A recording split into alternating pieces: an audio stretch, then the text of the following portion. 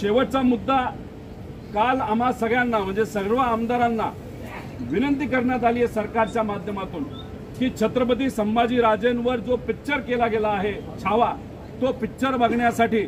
आयनॉक्स थिएटरमध्ये संध्याकाळी 5 का 6 वाजता आम्हाला जायचंय। तिथं कोण कोण येणार आहे तर तिथं मुख्यमंत्री येणार आहेत, तिथं दोन्ही उपमुख्यमंत्री येणार आहेत, मंत्री येणार आहेत आणि सर्व आमदार असतील असं आम्हाला सांगण्यात आलेलं आहे। मी स्वतः तो पिक्चर बघितलेला,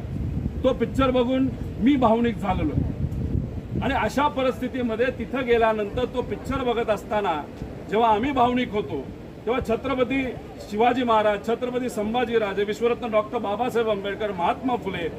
लोकशाहीर अण्णाभाऊ साठे हे सगळे जे महामानव होऊन गेले, पुण्यश्लोक अहिल्यादेवी होळकर या महामानवांच्या विरोधात जो कुणी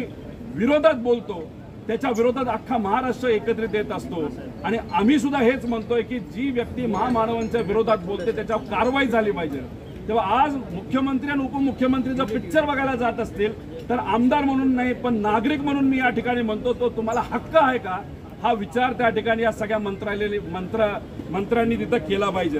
त्याचं मुख्य कारण म्हणजे राहुल सोलापूरकर नावाचा जो माणूस आहे छत्रपती शिवाजी महाराजांच्या विरोधात, विश्वरत्न डॉक्टर बाबासाहेब आंबेडकरांच्या विरोधात तिथं त्यांनी वक्तव्य केलं, त्याचा विरोध आम्ही सर्वांनी त्या ठिकाणी केला। हे करत असताना सुद्धा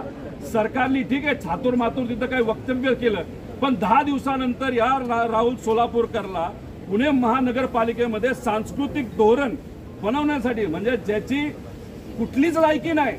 जो मेंटल हॉस्पिटलमध्ये जाण्याच्या लायकीचा आहे त्याला महापालिकेचे सांस्कृतिक धोरण बनवण्याची